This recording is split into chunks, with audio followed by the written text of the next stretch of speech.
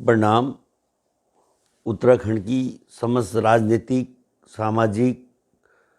और सांस्कृतिक जितने भी संगठन हैं, उनसे मेरी एक विनम्र अपील है कि वे उपनल कर्मचारियों का जो ये धरना है, इसके समर्थन के लिए आगे आएं। उनकी ये मांग 52 दिनों से धरने में बैठे युवा और 9 दिन से मातृशक्ति जो वहाँ पे भूख हड़ताल कर रही है, उसको अनदेखा करना एक अपराध से कम नहीं होगा, क्योंकि एक आंदोलनकारी होने के नाते हमने इस राज्य की जो लड़ाई लड़ी थी, उसके पीछे हमारे युवाओं के लिए रोज़गार था कि हम उसको, सरकार उसको रोज़गार दे सके। लेकिन 20 सालों में ये दीगर बात है कि मैं पूर्व सैनिक भी हूँ, और पूर्व सैनिकों का जो ये निगम उपनल है, और उपनल के ये कर्मचारी जो आज हड़ताल में बैठे हुए हैं अपनी मांगों को लेकर, और उनकी जो मांग है कि जो हाई कोर्ट ने एक ऑर्डर दिया था सरकार को कि भाई जो जिस तरह का काम कर रहे हैं उसी समान वेतन, उस कार्य के लिए समान वेतन दिया जाए जो तुम अन्य को दे रहे हो, जो तुम्हारे पास रेगुलर है। लेकिन आपने हाई कोर्ट की इस ऑर्डर के खिलाफ सुप्रीम कोर्ट में चले गए, और आज आपने मीडिया के माध्यम से हमें मालूम पड़ा है कि जो सब कमेटी गठित की गई थी माननीय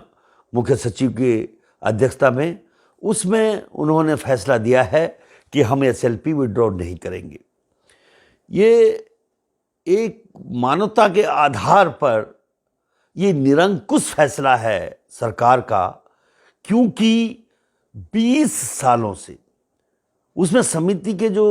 हमारे मुख्य सचिव हैं, वो कह रहे हैं कि हम बेरोजगारों के साथ अन्याय होगा अगर हम ये करेंगे। तुम बेरोजगारों को साथ अन्याय के ही कारण ये उपनल के कर्मचारी आज आपके सामने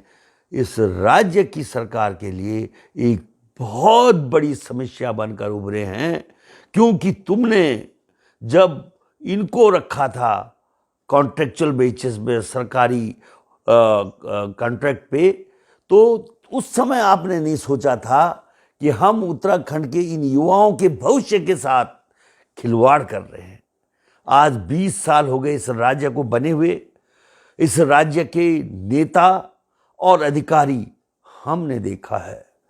देखते देखते बेशुमार दौलत के मालिक बन गए हैं। लेकिन जिन युवाओं के लिए हमने ये लड़ाई लड़ी थी, आज वो भिखारी के रूप में आप लोगों के कुशासन के कारण आज चौराहे पे खड़ा है। इसलिए मेरी एक मार्मिक अपील है, हाथ जोड़कर अपील कर रहा हूं कि उपनल कर्मचारियों का जो ये मांग है, इसको गंभीरता से लिया जाए, और जिस तरह से हल निकालने का एक प्रयास माननीय हरीश रावत जी के मुख्यमंत्री तो काल में एक प्रयास किया गया था, उसका अवलोकन अध्ययन करके वो प्रयास बहुत सही था, उसको के माध्यम से आप इनकी समस्या को हल कर सकते हैं। क्योंकि किसी भी इंसान के लिए जो 15-20 साल ऐसे कॉन्ट्रैक्चुअल पे जब वो काम करता रहा है, तो आज निश्चित रूप से उसका अधिकार बन चुका है। तुम इतने ये कह के कि हम अन्यों के साथ अन्याय नहीं कर सकते, नहीं। उपनल एक ऐसा आप लोगों के लिए वरदान बना कि इन कर्मचारियों के माध्यम से 20 साल में आपने इस राज्य के अरबों रुपया बचाया। जो तुमने रेगुलर कर्मचारियों को भर्ती करके पे देनी थी, आपने छोटी सी तनख्वाह में इन लोगों का शोषण करके, मैं शोषण कहूँगा क्योंकि ये जो कॉन्ट्रेक्चुअल बेसिस पे तुमने इसलिए रखा, उनको मजबूर करने के लिए, उनको जैसे एक स्लेव होता है, स्लेवरी के लिए एक गुलाम को जिस तरह से काम कराते हैं, उस तरह का काम आपने इन लोगों से लिया है, लेते रहे हैं। और आप चाहते हैं कि तुम राजा बने रहो और यहाँ के युवा गुलाम बनकर काम करें। नहीं, आपका किया हुआ ये जो इतना अरबों खरबों रुपया इन लोगों के माध्यम से इस राज्य का बचा है, उसकी ब्याज ही अगर तुम लौटाओगे तो इनकी समस्या हल हो जाती है। इसलिए एक बार फिर से मैं विनम्र निवेदन करता हूं सरकार से कि उपनल कर्मचारियों का ये जो मांग है, इसको गंभीरता से लिया जाए।